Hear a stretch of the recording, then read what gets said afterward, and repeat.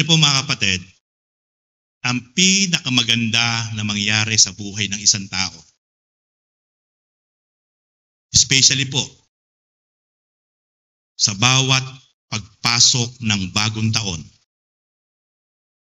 or even hindi po kahit pagpasok ng bagong taon, kahit anong buwan, kahit anong panahon, ang mas maganda, magsimula po tayo ng tama. We need a right beginning. Alam niyo po kung bakit? Na napakahalaga po ng bawat isang tao na magsisimula sa lagi ng bagong simula at ang kanyang bagong simula na hakbangan ay alam niyang tama. Sapagkat kung ano po yung ating sinimulan, ito po ang magiging kahinatnan o bunga bukas. Or it mean, kung ano po ngayon yung sitwasyon ng buhay mo. Listen carefully mga kapatid. Kung ano po ngayon ang sitwasyon ng buhay mo, ngayon mismo, kung ano yung sitwasyon ng buhay mo, bunga po yan ng kahapon mo na pinasimulan sa iyong buhay.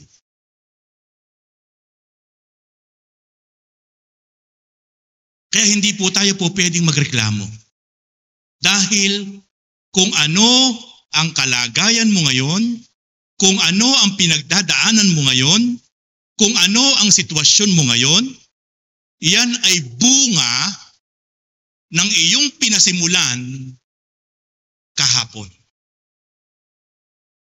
Kaya po, I want to encourage to all of you, my beloved brothers and sisters, magsimula po tayo ng bagong simula na alam nating ito ay tama at ayon sa kalooban ng Diyos. Sapagkat kapag tayo po'y nagsimula sa ating buhay, anumang klaseng pakisimula yan, anumang klaseng pinagtutuunan mo ng pansin, anumang klaseng ginagawa mo na yan sa iyong buhay, pero yung pagsisimula mo na yan ay hindi kumonekta sa kalooban ng Diyos, titiyain ko po sa inyo yung kahihinatnan niyan ay isang malungkot na senaryo sa ating buhay. Yung epekto po niyan, tayo din po ang magsasuffer. Kaya po, ang topic po natin ngayong umaga ay akin pong pinamagatang A Year of New Beginning. Sa bagong taong itong year 2025, napakaganda po na samantalahin po ng bawat isa po sa atin, especially po ng mga believers. At tayo po yung makapag-inspired sa mga taong wala pa pong tamang relasyon sa Panginoon, sila po ay talagang ma-encourage natin. Sila po ay maakay natin. Patungo po sa isang bagong pagsisimula sa taong year 2025. Sapagkat hindi po tayo makapag-i-inspired, hindi po tayo makapag-aakay ng ating mga mahal sa buhay, ng ating mga relatives, ng ating families, ng ating neighbors, ng ating friends, kung mismong tayo po, kung mismong ang ating sarili po, ay hindi po tama ang naging simula. Aakayin lang po natin sila sa maling landas. Mapapahamak lang po ang mga pamilya natin, kaibigan natin, kung mismong tayo po ay mali ang ating naging pasimula sa taong year 2025. Kaya sabi nga ng Panginoon sa kanyang salita, kung bulag ang umaakay sa kapwa bulag, kapwa sila mapapahamak. Pero kung ang aakay sa isang bulag ay tunay na nakakakita at namulat sa katotohanan sa tamang pananampalataya through our Lord Jesus Christ, yung mga bulag na kaibigan niya, mahal sa buhay, kapwa, ay maaakay niya sa tamang landas.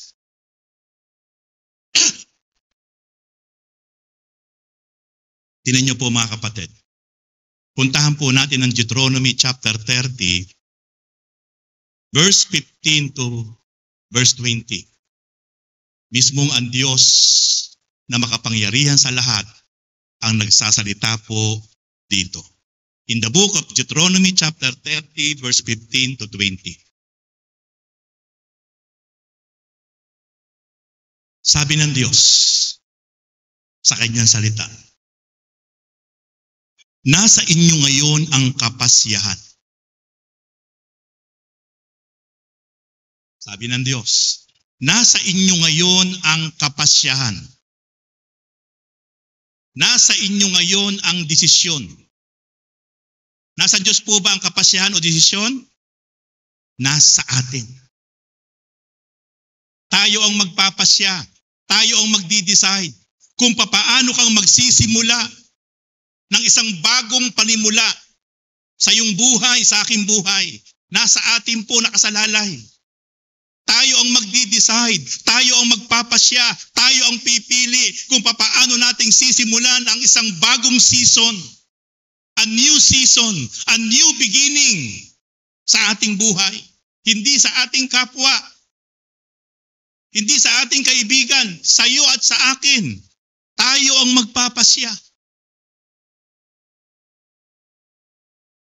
Kayo ang pipili ng buhay at kasaganaan o ng kahirapan at kamatayan. Ito po ang sinasabi ko po sa inyo mga kapatid kanina pa dun sa ating introduction. Kaya napakahalaga po ng ating mga gagawin. Napakahalaga po, napaka-importante po ng ating mga decision making sa lahat ng panahon sa ating buhay. Huwag tayong magkakamali. Maging maingat tayo, kaya napaka-importante po sa lahat ng ating decision making. Ano man pong klaseng decision making po yan, sa lahat ng aspeto ng ating buhay, dapat lagi mo munang idinudulog yan sa Diyos.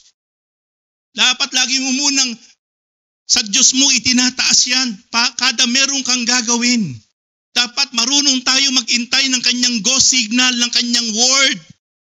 Kapag meron siyang word, kapag meron siyang go signal, gawin mo yan kapatid. Kasi bakit po? Ang pagsama ng Diyos mararanasan natin.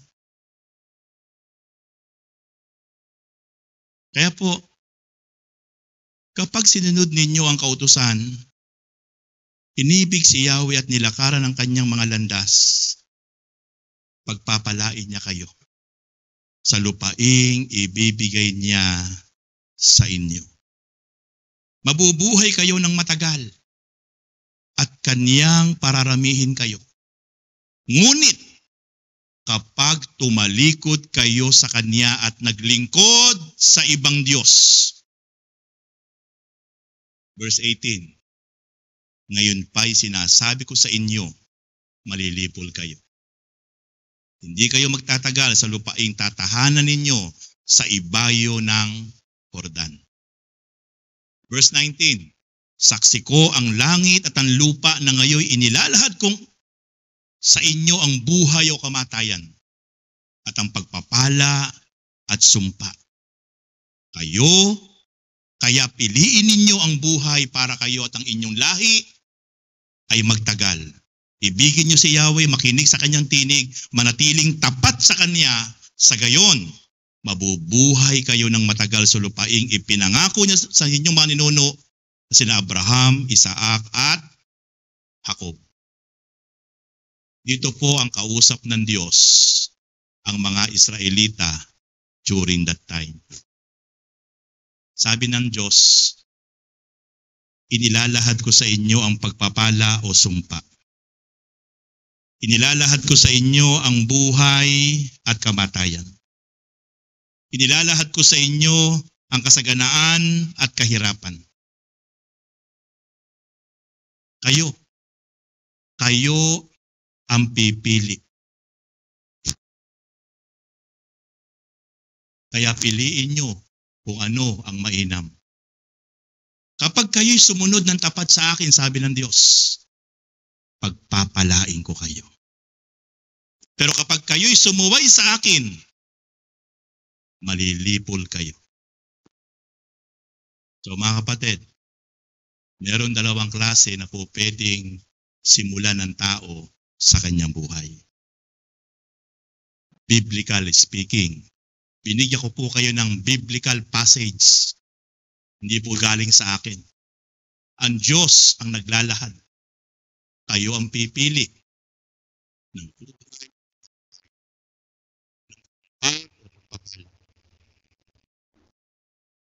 kaya piliin nyo kung ano ang mas mainam.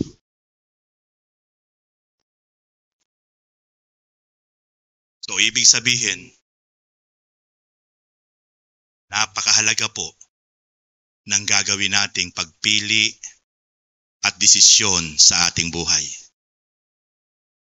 Kasi dito nakabatay kung papaano kang pagpapalain, sasamahan, gagabayan ng Diyos. Ayon sa iyong piniling hakbang, desisyon sa iyong buhay.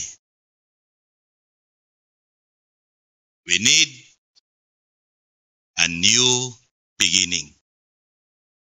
Napakahalaga po na makapagsimula tayo ng tama. At ito po ay napakaganda po sapagkat nasa buwan pa lang po tayo ng January. The first month of the whole year. Kaya mapapansin nyo po, patuloy ko po kayong minomotivate, patuloy ko po kayong ini-inspired sa unang buwan ng taong year 2025. Sapagkat ito po'y akma sa ating panahon. Sapagkat sabi ko nga po sa inyo, kung ano ang ating sitwasyon ngayon, wala tayong pwedeng sisihin. Bunga yan ng ating naging desisyon kahapon. Bunga yan ng ating ginawang hakbang pagtuon sa buhay kahapon. Kaya, breakin po natin kung nagkamali man tayo sa taong year 2024, itiklop na po natin ang taong 2024. Nagkulang man tayo, nanlamig man tayo, aminin po natin sa ating sarili, ating pong sama-samang evaluate yung ating mga sarili. I-check po natin yung ating mga sarili. Ano ba talaga yung naging sitwasyon natin nung nakaraang 2024? Ngayong pagpasok ng 2025, kailangan po kung saan tayo nagkulang, dagdagan natin, sobrahan pa po natin. Patungkol sa Diyos. Sapagkat siya po ang may sabi, kapag kayo'y sumunod ng tapat sa akin,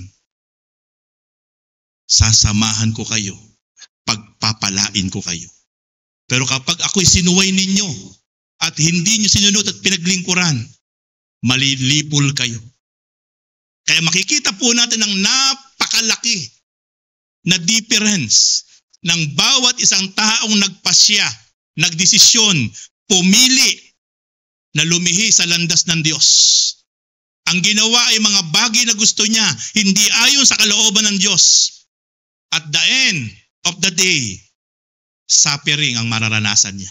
Sa una lang yun, mag-i-enjoy siya sa kanyang sariling galaw, sariling landas. But at the end of the day, mararanasan niya napakalungkot pala. Kaya sabi nga ng Panginoon in the book of John 15, for without me, you can do nothing. Sabi ng Panginoong Hesus yan. Kung kayo'y humihiwalay sa akin, kung kayo'y lumilihi sa akin, wala kayong magagawa. Sabi ng Lord. Kaya sabi ni Lord sa John chapter 15, ako ang puno, kayo ang mga sanga. Ang nananatili sa akin, sabi ni Lord, ay magbubunga ng sagana. Alam niyo po yung spiritual food na sinasabi ni Lord? Yung po yung joy, contentment, peace. Yung po yun, spiritual food. Doon natin mararanasan yung kapayapaan, yung kagalakan, yung kalakasan na hindi mo ma-explain kung bakit meron kang lakas, lagi kang inspirado, lagi kang payapa. Kasi nga po, nakaugpong ka sa Panginoon. Nananatili ka sa Panginoon ng tapat. Kaya dadaloy at dadaloy yung kaniyang gabay at pagsama sa buhay mo at sa buhay ko. Kaya sabi ni Lord, pero yung sanga na hindi nagbubunga, kasi nga kaya sa hindi nagbubunga, hiniwalay na siya, lanta na siya. Sabi ni Lord, puputulin ang sangang hindi nagbubunga at itatapon para sunugin. Pero yung sanga po tayo po yun. Yung salitang pagkaugpong sa puno, yung po yung pananatili ng tapat na pagsunod sa Diyos at paglilingkod. Kaya sabi ng Diyos sa kanyang salita in the book of Deuteronomy chapter 30, kayo ang pipili ng buhay at kamatayan. Piliin nyo kung ano ang mas mainam. Sabi ng Lord, ano po bang mas mainam? Yung humiwalay sa Diyos o yung magpatuloy sa Diyos? Yung maglingkod sa Diyos o hindi maglingkod sa Diyos? Ang mas mainam po lagi sa lahat ng ating gagawin, dapat lagi na konektado sa kalooban ng Diyos ang lahat ng ating pasisimulan sa ating buhay. Excuse me po. Alam niyo po ba na meron pong tinatawag na season of curse? Sa buhay sa mundong ito may tinatawag na season of curse, panahon ng sumpa. Panahon na hindi pagsama ng Diyos. Panahon na hindi mo nararanasan ang provision and favor ng Diyos. Yun po ang pinakamahirap na ma-experience ng isang tao. Nanananangan na lang po sa kanyang sariling lakas, sa kanyang sariling ability. Pero ala na po, wala po yung pagsama ng Diyos, hindi na po siya masaya. Tingnan niyo po, sabi po ng Lord sa Deuteronomy chapter 28 verse 15 up to following verses, sabi ng Diyos, sa kabilang dako, kung hindi ninyo didinggin ang tinig niya at hindi susundin ang kanyang mga utos at mga tuntunin, mangyayari sa inyo ang mga sumpang ito. Listen carefully. May warning po ang Diyos sa mga Israelita. At hanggang sa ating pong kapanahunan, sapagkat tayo po ang mga bagong Israelita at mga anak ng Diyos. Sabi ng Diyos, kung hindi nyo diringgin ang aking tinig at hindi kayo susunod sa aking mga utos, mangyayari sa inyo ang mga sumpang ito. So it means, yung hindi pakikinig sa tinig ng Diyos at yung hindi pagsunod sa kanyang utos, napakalaki po magiging epekto nito sa bawat isang tao. Kahit tayo ay anak ng Diyos, nagbigay siya ng warning. Ano po sabi po niya? Tuloy po natin. Verse 16, hindi niya kayo pagpapalain kahit saan kayo magpunta. Yung blessing po hindi mararanasan ng isang tao, ng isang mananampalataya kapag dumating sa buhay niya na hindi na siya natutong sumunod, makinig sa tinig ng Diyos. Wala na siyang ginagawa kundi yung sariling gusto niya sapagkat binabaliwala na niya ang Diyos. Ito po ang sitwasyon nun. Lahat na ng gusto niyang gawin, yun na po ginagawa niya. At lahat ng ginagawa niya, pinagpupukusan niya, hindi na po ito ang kalooban ng Diyos. Pero sabi ng Diyos, kahit saan kayo magpunta, hindi ko kayo pagpapalain. Mabigat. Kaya nga po, season of curse to. And then, Verse 17, susumpain niya ang inyong mga tanim at mga inihanda ninyong pagkain. Yung mga pananim ng mga Israelita, kahit anong uri ng pananim yan, ubas, trigo, may curse. Hindi be-bless ng Lord. Sa ating kapanahunan, yung ating mga source of income, kahit anong klaseng source of income yan, hindi dadaloy ang pagpapala ng Diyos kapag hindi natin sinunod ang kanyang utos at binaliwala ang kanyang kalooban. Yan po ang season of curse. Hindi niya pagpapalain ang inyong mga anak o ang inyong lupain at ang inyong mga hayop at kawan. Ito masakit. Tayo lang pong mga magulang ang hindi sumunod sa kalooban ng Diyos.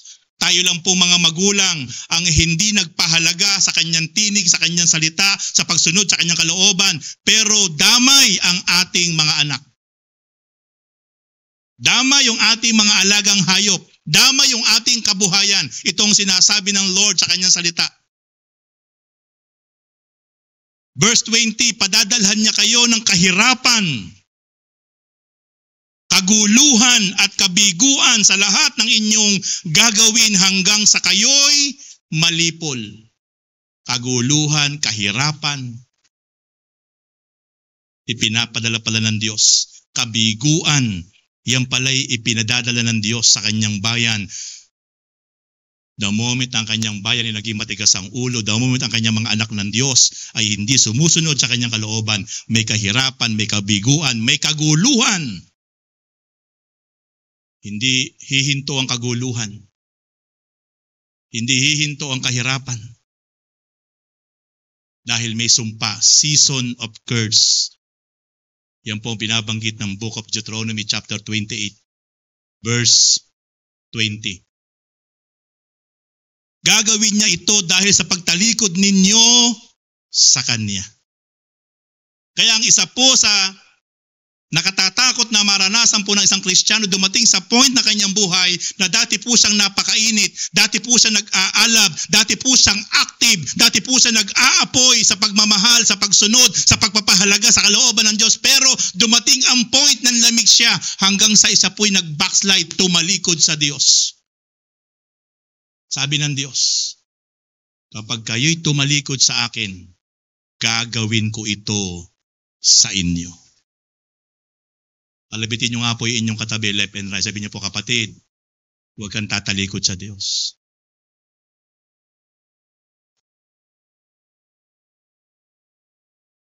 Kasi po, pag tayo'y tumalikod, nag-backslide, nanlamig. Alam niyo po ba yung nakakakita ka ng pangit sa church? Nakakakita ka ng hindi magandang ugali sa loob ng church? Yan po ay binibuild ka lang ng Panginoon.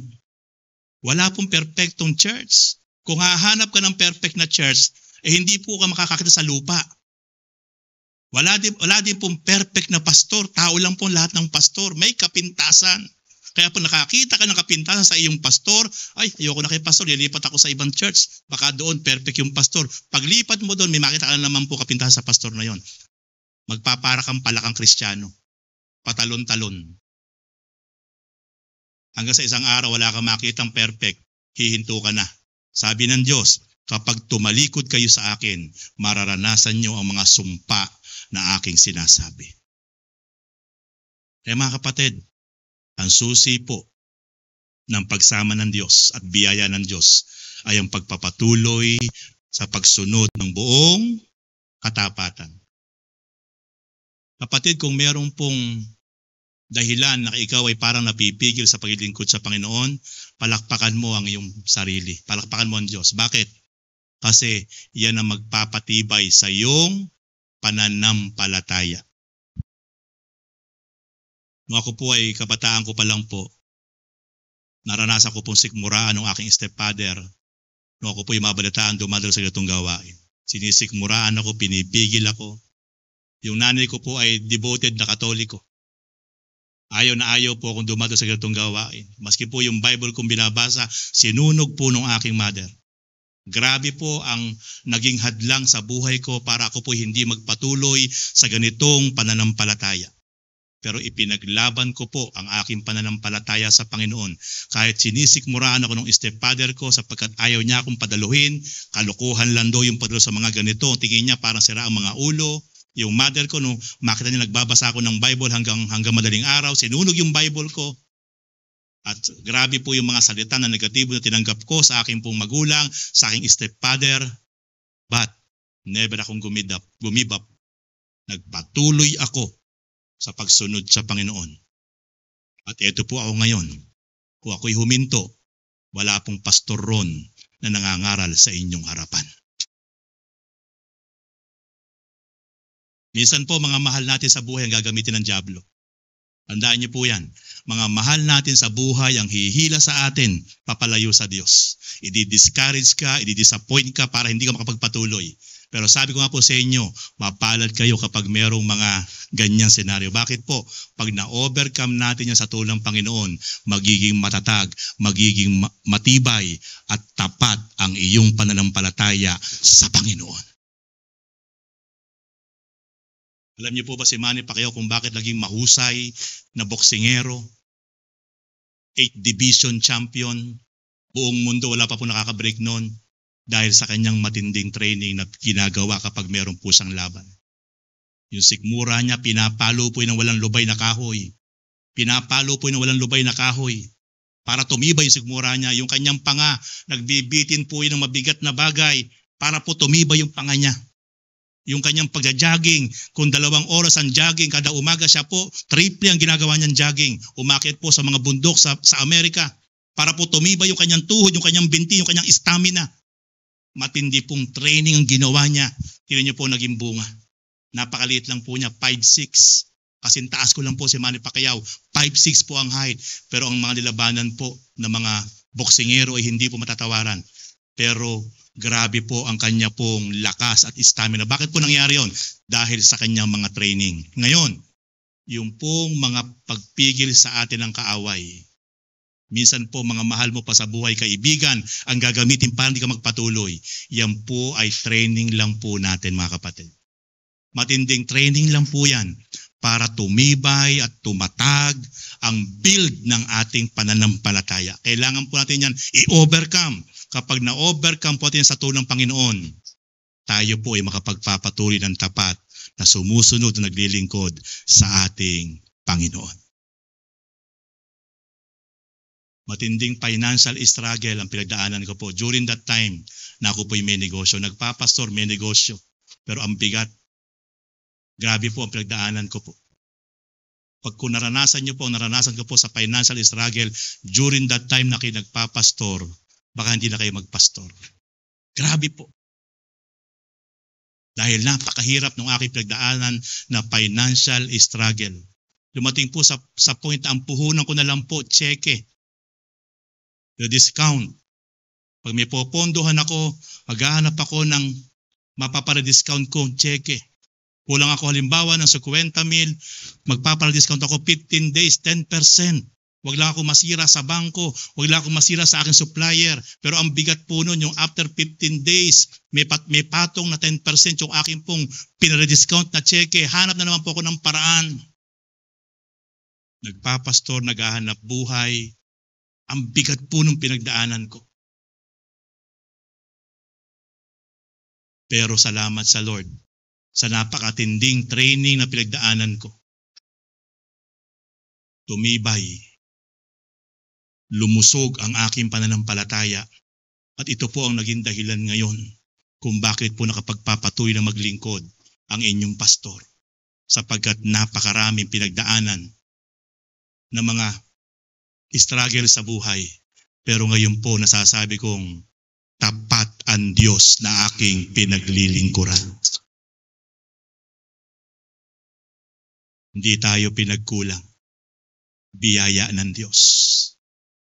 Sapagkat kapag siya ang nangako, itaga mo sa pinakamatigas na bato, tutuparin po iyon ng Diyos.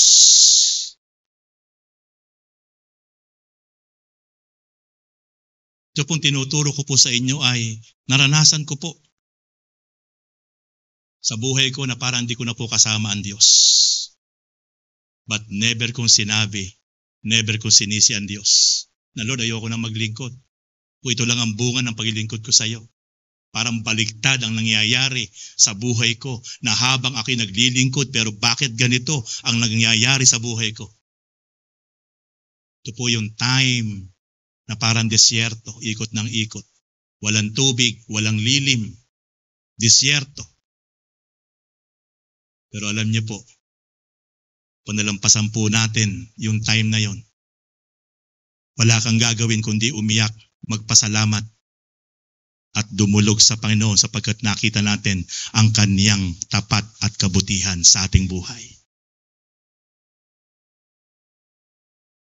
Verse 23, pagkakait sa inyo ang ulan at dahil dito, magiging parang bakal ang lupa dahil sa pagkatigang. Kayo ay pauulanan niya ng alikabok sa halip na tubig hanggang sa kayo'y lubusang mapuksa. Meron po talagang sumpa na ibinibigay ang Diyos. Ipalulupig niya kayo sa inyong mga kaaway, lalaban kayo sa kanila, ngunit magkakanya-kanya kayo ng takbo.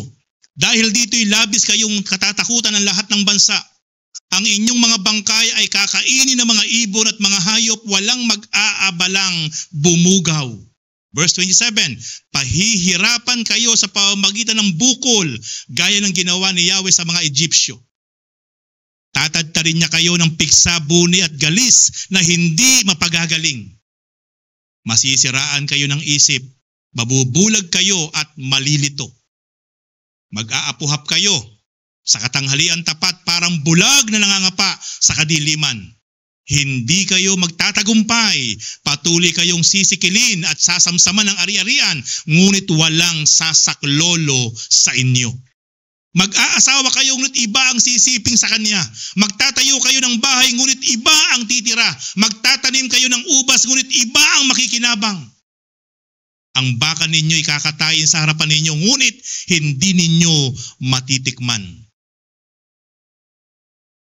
Aagawin sa inyo ang inyong mga asto at hindi na ibabalik.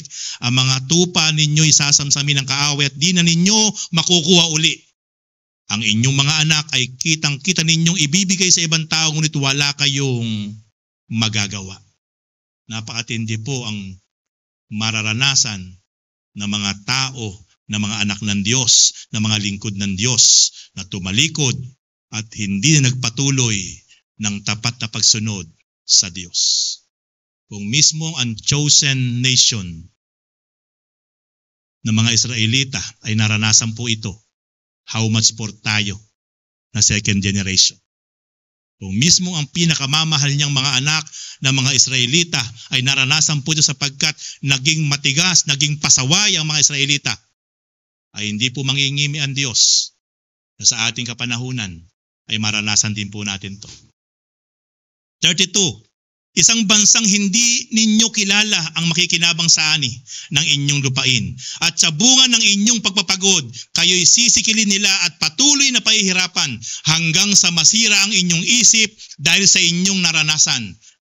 Pahihirapan kayo ni Yahweh sa pamamagitan ng bukol at sa tuhod at binti. Ito'y hindi ninyo mapapagaling, bagkus ay kakalat mula sa ulo hanggang paa. Kaya kayo at ang inyong hari ay ipabibihag niya sa ibang bansang hindi ninyo kilala, ni ang inyong mga ninuno. Maglilingkod kayo sa kanilang Diyos na yari sa kahoy at bato. Ang kalagayan ninyo'y pagtataka ng lahat, laging pag-uusapan at pagtatawanan. Maghahasi kayo ng marami, ngunit kaunti lamang ang maaani ninyo, pagkat sisirain ang mga lukton. Magtatanim kayo ng ubas at masinop ninyo itong aalagaan, ngunit hindi kayo makatitikim ng bunga o katas nito, pagkat sisirain ang mga uod. Magkakaroon nga kayo ng maraming punong olibo sa inyong lupain, ngunit hindi kayo makakakuha ng langis pagkat malalaga sa mga bunga nito. Magkakaanak kayo, ngunit hindi kayo mananatili sa inyo pagkat mabibiyag ng kaaway. Uubusin ang lukto ng inyong mga punong kahoy at pananim. Uunlad ang kabuhayan ng mga makikipamayan sa inyo, ngunit ang kabuhayan ninyo hindi.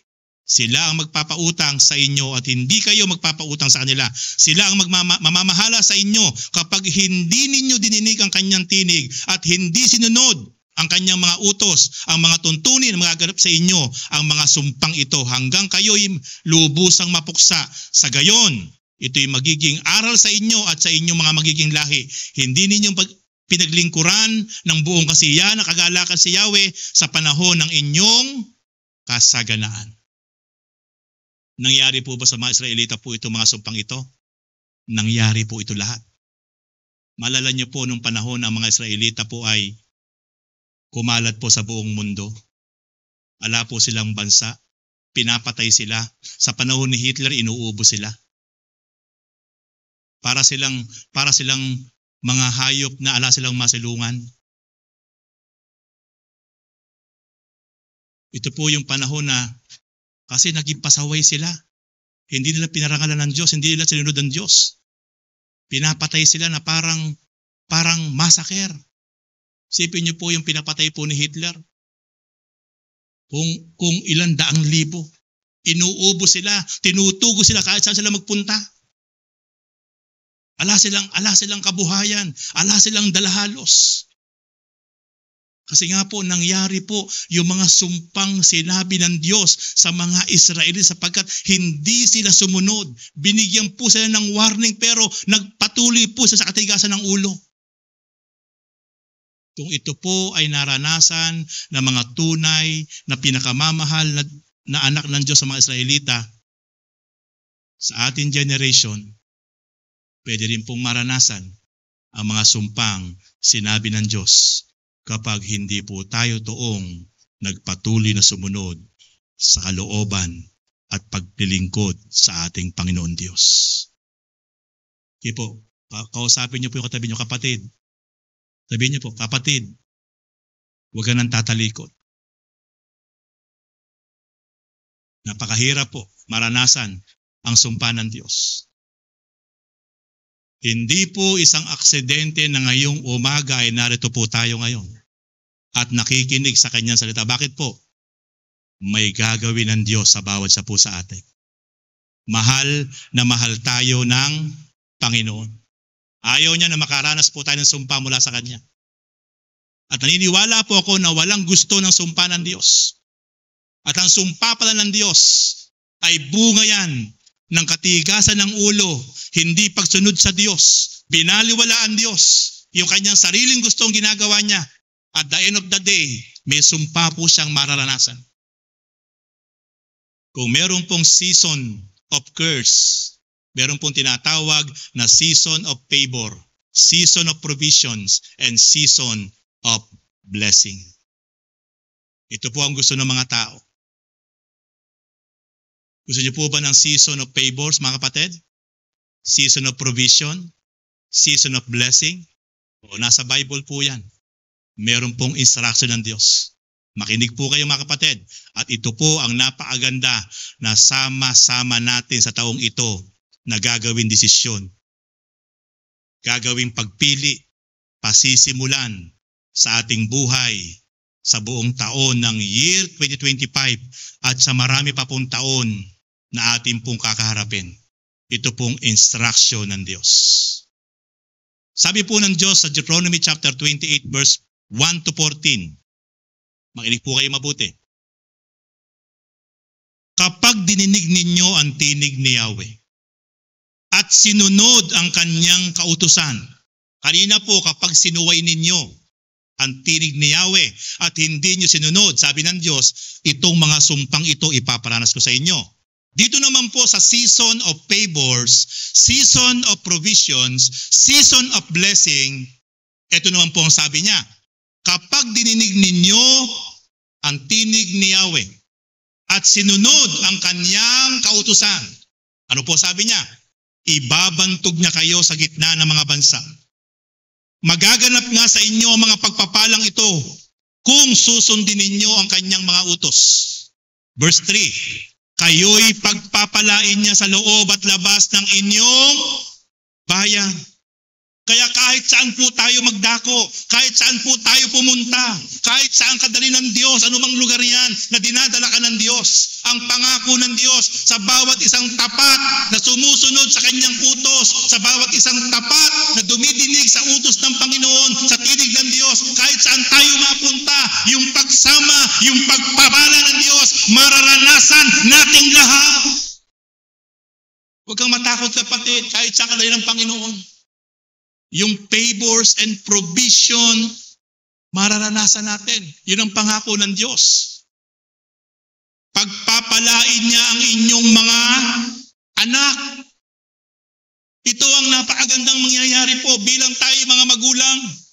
Kaya napakapalad ng mga magulang, lalo po mag-asawa sila, combine, partners. O kahit yung asawa mo hindi pa sumusunod, pero ikaw lang, tapat kang sumusunod. Maapoy, mainit. Sabi ng Diyos, dadaloy ang pagpapala sa ating mga anak. Kaya ako po naniniwala yung mga anak ko po. Patuloy pong dadaloy ang pangakong pagpapala ng Diyos sa mga anak ko. Kasi po tayo patuloy pong sumunod sa Panginoon.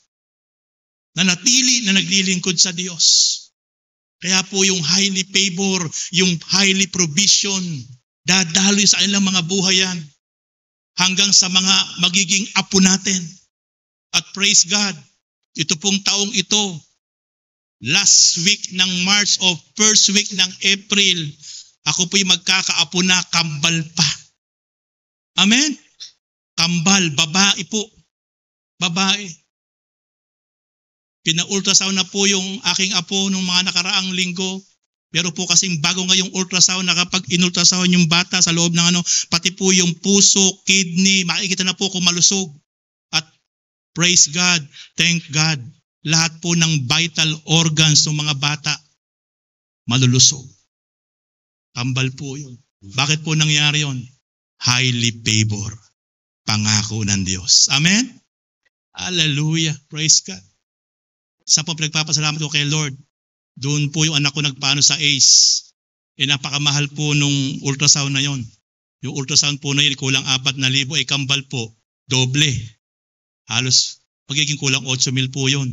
Akalain nyo yung nag-ultrasound na doktora, nilibre, walang binayaran kahit 5. Dahil kaibigan ng kanyang amo na doktora, highly favor pa rin. Kaya kayo namamangha, nagugulat sa galaw ng Diyos. Nasa loob pa lang ng tiyan, yung aking mga apo, dumadaloy na ang highly favor sa buhay ng mga apo ko. Grabe. Hallelujah. Praise God. Hallelujah. Kaya mga kapatid, hindi talo, hindi lugi, hindi kawalan. Kapag tayo naglalaan ng oras, panahon, effort, priority, na inuuna lagi natin ang Diyos, aanihin lagi natin yan sapagkat merong pangako ang Diyos. Kapag sinunod ninyo ang aking utos, kapag dininig ninyo ang aking tinig, sabi ng Diyos, pagpapalain ko kayo. Pati yung inyong mga anak, pagpapalain ko. Sabi pa po niya, pati ang mga hayop, pararamihin niya ang inyong mga baka at iba pang mga hayop. Lagi kayong magiging sagana sa pagkain at di mawawala ng laman ang inyong masahan ng harina. Kitang-kita nyo naman po ang katawan ng inyong pastor. Ano po? Sagana sa harina. Hallelujah. Pasasaganain po ang ating hapagkainan, sabi ng Diyos. Hindi ka gugutumin ng Diyos. Ano ba po ang sabi niya? Pagpapalain niya kayo sa lahat ng inyong gagawin. Ito isa sa pinakamaganda. Lahat ng ating pasisimulang gagawin, lahat ng ating ginagawa sa buhay, kapag tunay po tayong sumusunod sa kanyang utos at tunay po tayo nakikinig sa kanyang tinig, lahat ng ating gagawin, ang pangako ng Diyos, pagpapalain niya. Verse 7, Ang mga kaaway na matangkad lumaban sa inyo, ipalulupig sa inyo ni Yahweh, lalaban sila sa inyo, ngunit magkakanya-kanya sila ng takas. Pagpapalain niya ang inyong mga bangan at lahat ng inyong gagawin, pagpapalain niya kayo sa lupaing ibibigay niya sa inyo. Alam niyo po yung kinatitirikang lupa ng mga Israelita po ngayon, hindi naman po talaga sa kanila yun eh. Kaya nga po galit na galit po yung mga Palestino sa kanila. Kasi po, pangako ng Diyos yun. Dadaling ko kayo sa isang lupaing sagana sa lahat ng bagay. Kaya po yung Holy Land na kung saan nandun ngayon ng mga Israelita, talagang yun po ay sa mga Palestino. Sila po ang nung araw pa ang nakatira doon. Kaya nga po hindi matapos-tapos po yung gera. Pero ganun po ang kabutihan Diyos. Dahil yun po ay pangako ng Diyos, ipinagkaloob sa kanila po yung lupa na yon, yung Holy Land na yon. Tignan niyo naman po yung protection ng Diyos sa kanila ngayon. Kaya yan po ang pangako ng Diyos. Bubuksan niya ang langit upang ibuhos sa inyo ang ulan sa kapanahunan. Pagpapalain niya kayo sa lahat ng inyong gagawin dahil dito hindi kayo mangungutang, bagkus kayo pa ang magpapahiram. Grabe po. Kalabitin niyo po yun yung katabi niyo. Kapatid, hindi ka na mangungutang. Gusto niyo ba mangyari yon? Gusto niyo ba mangyari hindi na kayo mangungutang? Bagkus ikaw na ang magpapautang. Amen. Hallelujah. Ano gusto niyo? Mangungutang kayo kaya magpapautang? Tayo magpapautang, sabi ng Diyos, kapag naranasan po natin yung favor ng Lord. Hallelujah. Gagawin niya kayong pangunahin ng mga bansa, hindi tagasunod. Uunlad kayo at mabibigo kung susundin ninyong mabuti ang kautosang ibinigay ko sa inyo ngayon. Huwag ninyong lalabagin ang alinmang sinasabi ko sa inyo. Huwag kayong lilihis sa kanan o sa kaliwa. Huwag kayong tatalikod kay Yahweh ni sasamba o maglilingkod sa mga Diyos-Diyosan. Ayaw niya talagang tayo po'y mabalik matuon sa mga Diyos-Diyosan. Alam niyo mga kapatid, makinig kayo mabuti. Hindi lang po yung mga rebulto, mga batot, kahoy, larawan ang Diyos-Diyosan. Pakinig po kayo. Yung pong hanap buhay natin, pwede po maging Diyos-Diyosan yan. Yung ating pangarap sa buhay, pwede po maging Diyos-Diyosan yan. Lahat po ng bagay na ating naging priorities at umagaw sa atensyon natin para sa Diyos, ay idolatry na po yan. Tatandaan niyo po. Kaya hindi ka makapagpatuloy na sumunod sa Diyos dahil sa pag-aaral mo. Hindi masama mag-aral. Pero dahil ipinokos mong buong buo ang sarili mo sa pag-aaral, nawalan ka ng panahon sa Diyos, idolatry po yun. Hindi masamang mangarap, hindi masamang masipag. Pero dahil sa hanap buhay mo, kahit linggo, hindi mo maisara, hindi mo mabitawan yung hanap buhay mo. Nakalimutan mo ang Diyos. Diyos-Diyosan na po yun. O ba't nagbubulungan kayo mga kapatid? Nagbubulungan kayo dyan? Ha? Totoo po yun. Kasi hindi ka makasunod, hindi ka makasamba. Ang pagsamba paglinggo, 9 to 11 lang tayo. 2 oras lang. 2 oras lang. O di pagkatapos mo sumamba, saka mo balikan yung hanap buhay mo. Pwede naman po ganun eh. At least inuna mo ang Diyos. Kasi anumang bagay na umaagaw sa oras ng Diyos at ibinibigay mo sa mga bagay na ito, ay idolatry na po yun. Kaya sabi ng Diyos, huwag kayong gagawa ng mga Diyos-Diyosan. Kaya sabi nga niya sa Matthew 6:33, unahin niyong hanapin at pagharian kayo ng Diyos. Unahin niyong hanapin. Matthew 6:33, seek ye first the kingdom of God and His righteousness, and all these things shall be added unto you. Kaso minsan, ayaw natin pong panghawakan yung sinabi ng Diyos. Lord, madami kong babayaran. Lord, marami kong bills na babayaran. Siguro maiintindihan mo ko, Lord, maghahanap buhay muna ako. Sabi nga ng Diyos unahin mo muna ako. Kapag inuna mo ako, sabi ng Diyos, lahat ng pangangailangan mo, ipoprovide ko.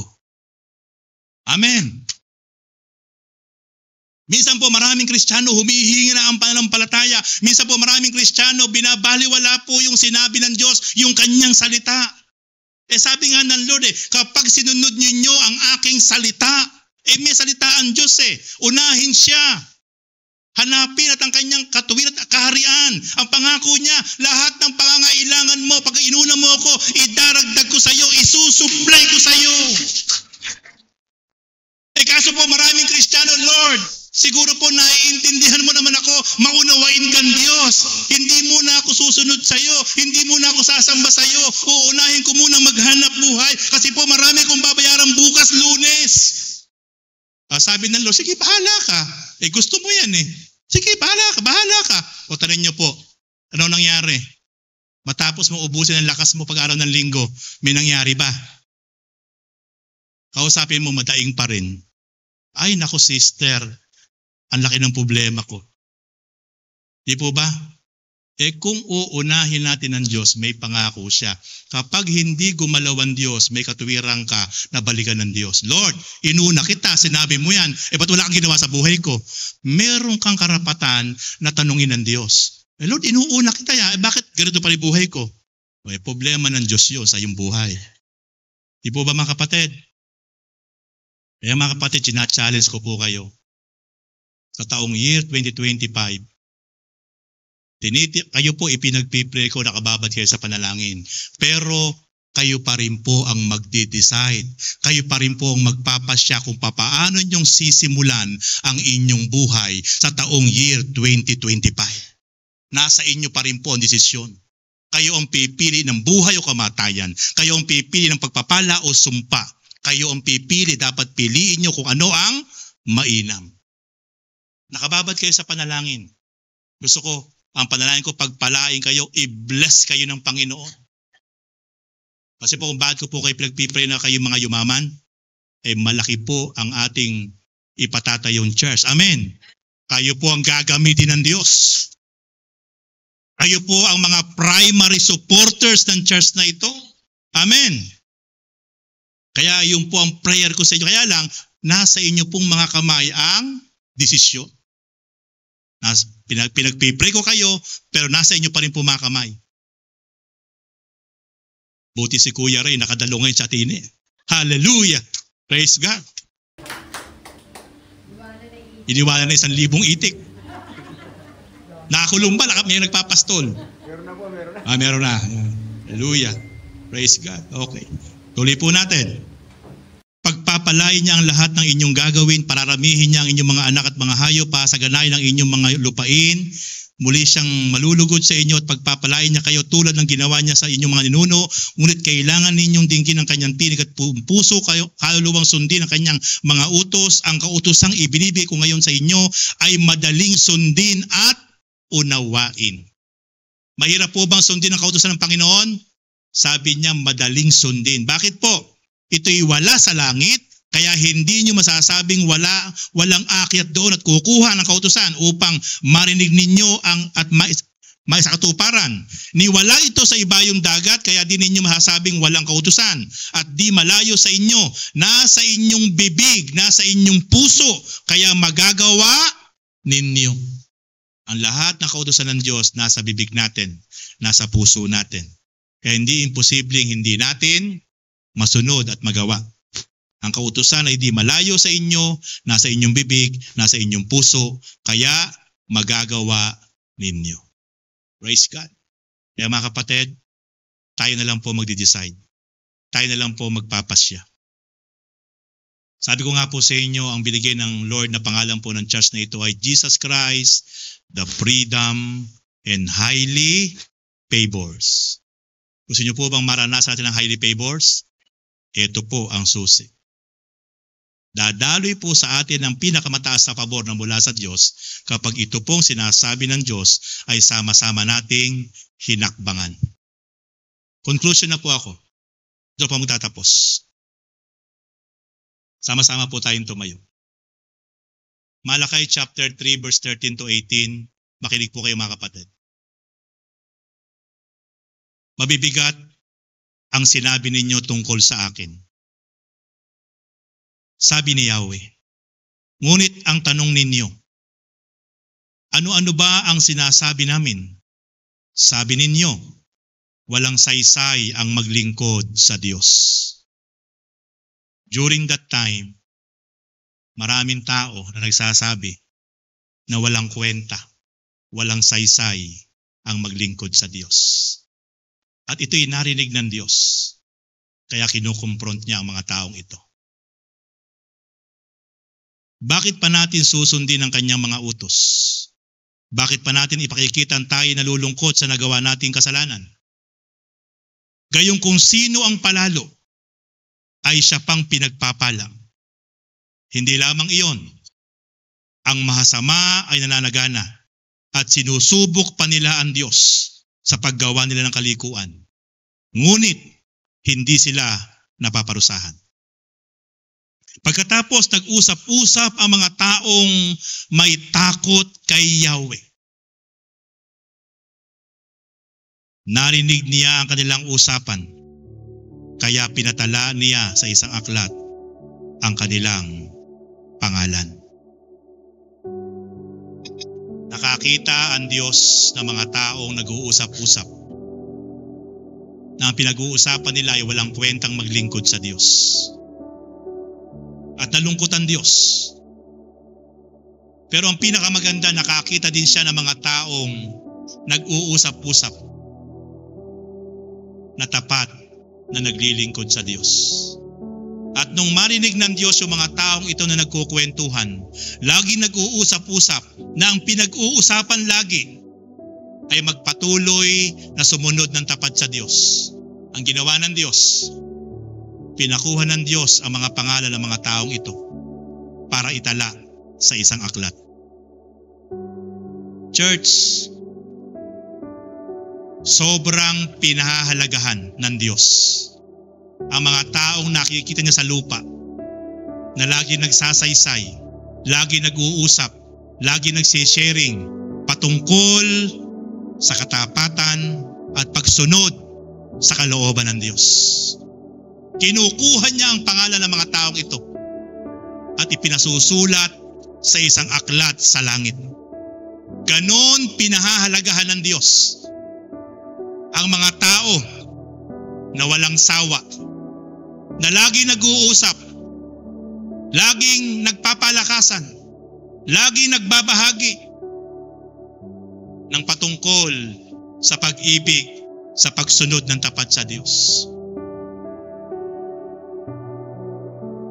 Sabi niya sa verse 17, sila'y magiging akin, sabi ni Yahweh. Sa araw na ako'y kumilos, lubusan silang magiging akin. Kaawaan ko sila tulad ng pagkalinga ng isang ama na sa anak na naglilingkod sa kanya. And last verse, verse 18, muli ninyong makikita ang pagkakaiba ng mabuti at ng masama ng taong naglilingkod sa akin at hindi naglilingkod. Sabi ng Diyos, ipakikita ko sa inyo ang malaking pagkakaiba ng mga taong masama at ang mga taong mabuti. Ipakikita ko sa inyo ang malaking pagkakaiba ng mga taong di naglilingkod sa akin at ng mga taong naglilingkod sa akin. Sabi ng Diyos. Bakit napakalaki po ang pagkakaiba na sinabi ng Diyos? Kapag ikaw ay naglilingkod sa Diyos, sumusunod ng tapat. Kasi mararanasan po ng bawat isang tao na naglilingkod ng tapat sa Diyos, sumusunod ng tapat sa Diyos, ang season of favors, provisions, and blessing, pagsama ng Diyos na makapangyarihan sa lahat. Mga kapatid, I want to encourage to all of you in this year 2025, the whole year 2025, ay patuloy ang bawat isa po sa atin ay susunod, makikinig ng tapat, susunod ng tapat sa ating Panginoon sapagkat may pangako ang Diyos. Everybody close your eyes. Raise your hands. Father God, Nakikita niyo po ang aking mga kapatid na ito na nakataas ang mga kamay. Lord, nakikita niyo po yung mga puso nila ngayon. Yung kanilang mga isip, O God. Pagkalooban niyo po, Lord, sila ng tamang desisyon. Right decision making, O God. Samahan niyo po sila. At sa kanilang mga gagawin, Lord, na mga bagong pasimulang hakbang,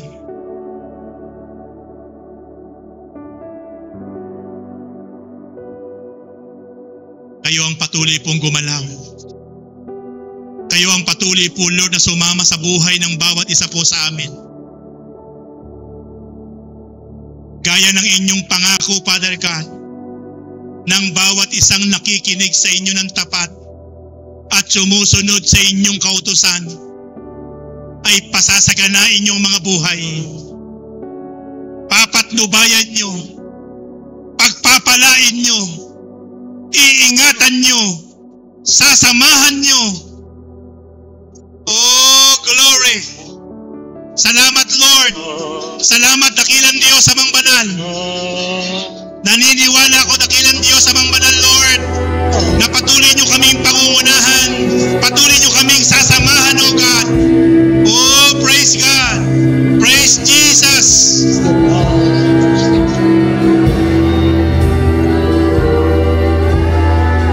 Thank you, Lord! Thank you! Oh, we praise you, Father God. Hallelujah! Kalooban niyo po, Lord, kami ng wisdom, knowledge, O God. Comes from you, Father God.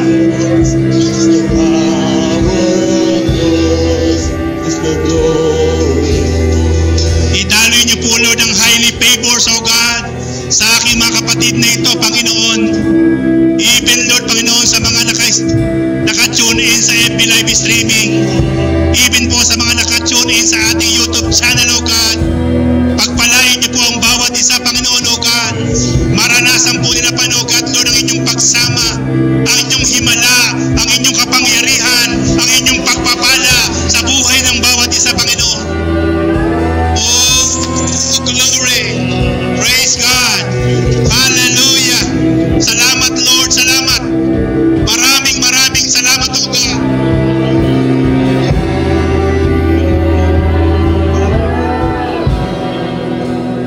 We declare blessing. We declare highly favor, O God. We confess provision. Hallelujah. We confess healing. We confess miracle, O God. Hallelujah. Praise God.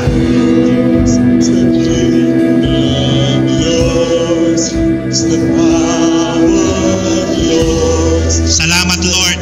Salamat. Maraming salamat.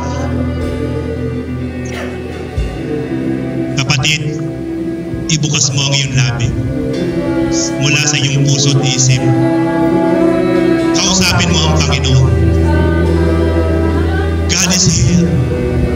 Sige kapatid, kausapin mo ang Panginoon. Pasalamatan mo siya.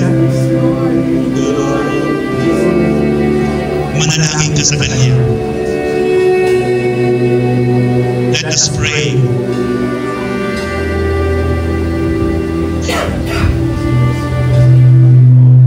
Glory, hallelujah.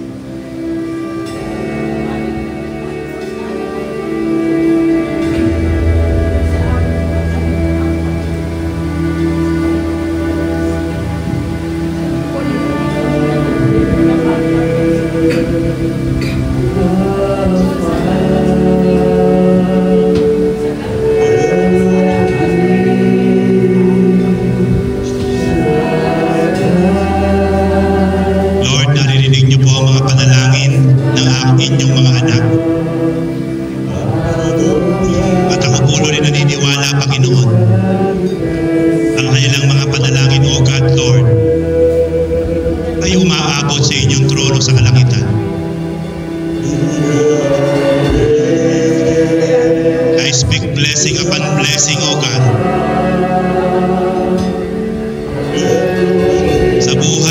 bawat isang kapatid.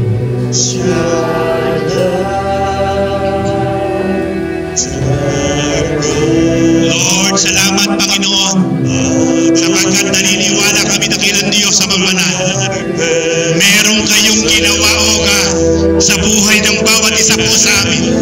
At patuloy kayong may gagawin, O God, sa buhay ng bawat isa. Glory! Hallelujah!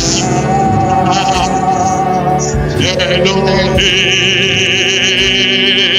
Shaddai,